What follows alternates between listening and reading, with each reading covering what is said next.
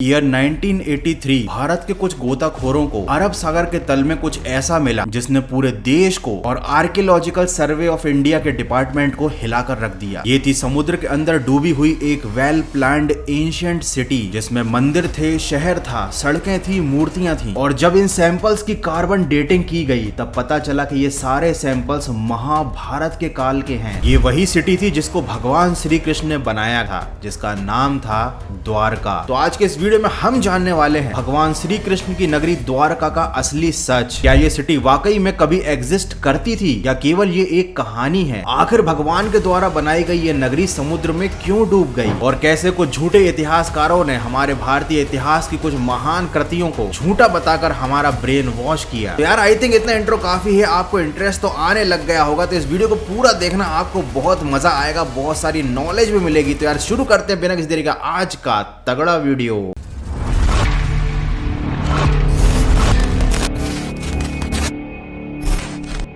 कई दशकों तक भारत की श्री कृष्ण की नगरी को झूठा बताकर कुछ इतिहासकारों ने इसको बहुत ज्यादा नेग्लेक्ट किया। हालांकि भगवान श्री कृष्ण की नगरी की खोज आज की नहीं है। भारत का आर्कियोलॉजिकल सर्वे डिपार्टमेंट इसकी खोज में 1930 से लगा हुआ था और फाइनली 1963 में कुछ आर्कियोलॉजिस्ट को इस नगरी के अवशेष मिले। इन अवशेषों की कार्बन डेटिंग से पता चला कि ये काफी ज्यादा पुराने हैं। ये अवशेष किसी एंशिएंट सिटी के हो सकते हैं। उसके बाद ये खोज जारी रही। 1983 और 1990 के दौरान भारत देश का पहला under water archaeological excavation perform किया गया। मतलब इससे पहले इंडिया में कभी भी पानी के अंदर या समुद्र के अंदर किसी भी तरीके का आर्कियोलॉजिकल सर्वे परफॉर्म हुआ ही नहीं था। इस पूरे मिशन को लीड कर रहे थे डॉक्टर SR राव और उनकी टीम, और उनको अपनी इस कड़ी मेहनत का फल भी मिला। उनको द्वारका नगरी के अवशेष मिले अरब सागर के तल में। और उसके बाद जब इन सारे अवशेषों की कार्बन डेटिंग निकाली गई, इन पर बहुत ज्यादा रिसर्च किया गया, तो पता चला ये सारे अवशेष महाभारत काल के थे। जो लोग पानी के अंदर गए थे वो इस नजारे को देखकर हैरान रह गए थे। पानी के अंदर विशाल मंदिर, एक सुनियोजित शहर जहां पर सड़कें थी, बहुत सारी मूर्तियां थी, बहुत सारे घर थे। इस नगर को देखकर ऐसा लग रहा था जैसे ये रातों रात समुद्र के अंदर समा गया हो। प्राचीन ग्रंथों और पुराणों में द्वारका का जो जिक्र किया गया था उस डिटेल से मैच करने पर यह निष्कर्ष निकला कि समुद्र के अंदर ये जो सिटी मिली है ये कोई और सिटी नहीं बल्कि एक्चुअली में भगवान श्री कृष्ण द्वारा बनाया गया शहर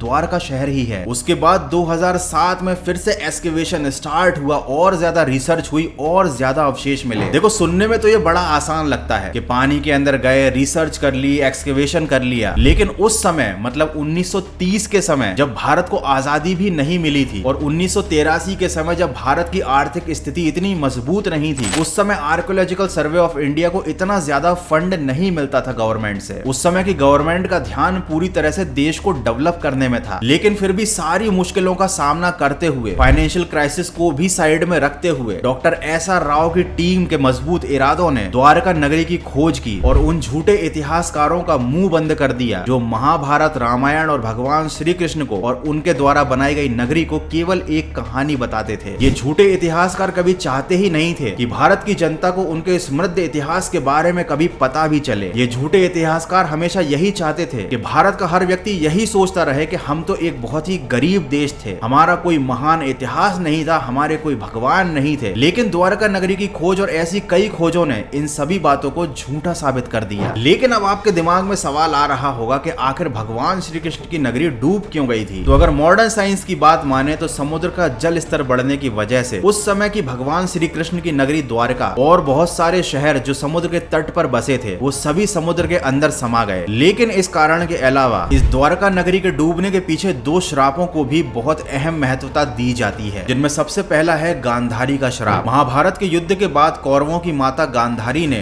भगवान श्री कृष्ण को इस युद्ध के लिए दोषी ठहराया। उन्होंने श्राप दिया कि जिस तरह कौरवों के वंश का नाश हुआ है ठीक उसी तरह पूरे यदुवंश का भी नाश होगा। गांधारी ने श्राप दिया कि श्री कृष्ण के कुल का भी नाश होगा और उनके द्वारा बनाया गया ये शहर भी पानी में डूब जाएगा। हालांकि श्री कृष्ण चाहते तो गांधारी के इस श्राप से तुरंत बच सकते थे, क्योंकि वो तो स्वयं भगवान थे। लेकिन चूंकि उन्होंने इस धरती पर मानव रूप में जन्म लिया था, इसलिए उन्होंने गांधारी के श्राप को स्वीकार किया और ऐसा माना जाता है कि इसी श्राप की वजह से भगवान श्री कृष्ण की मृत्यु हुई और उनका ये शहर भी जलमग्न हो गया। लेकिन भगवान श्री कृष्ण के पुत्र, उनके खानदान और उनके यदु वंश के लोग कैसे मर गए? आखिर इस यदु वंश का नाश कैसे हुआ? इसके पीछे है एक और श्राप। ये था ऋषि दुर्वासा का श्राप। जब भगवान श्री कृष्ण अपने पुत्रों के साथ शहर में रह रहे थे, उस समय यदुवंश के लोगों में अहंकार काफी ज्यादा बढ़ गया था और एक दिन कुछ ऐसी घटना हुई जब यदुवंश के कुछ लड़कों ने ऋषि दुर्वासा का अपमान किया और इसी अपमान से क्रोधित होकर ऋषि दुर्वासा ने पूरे यदुवंश के नष्ट हो जाने का श्राप दे दिया। श्राप के चलते यदुवंश के सभी लोग मदिरा पान करने लगे, आपस में लड़ने लगे, अहंकारी हो गए और धीरे धीरे इस पूरे कुल का नाश हो गया। ऐसा भी कहा जाता है कि ये जो द्वारका नगरी थी,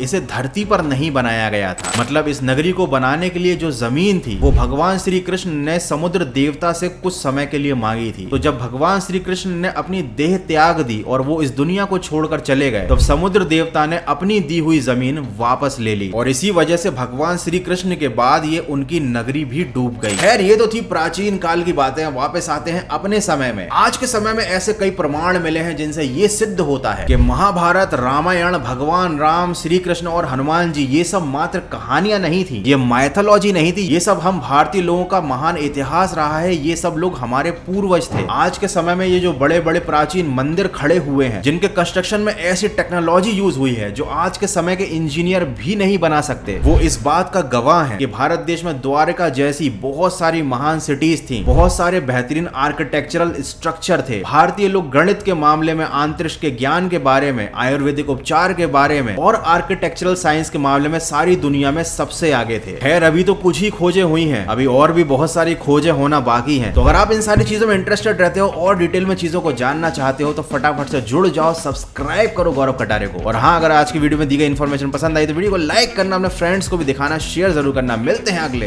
तगड़े वीडियो में।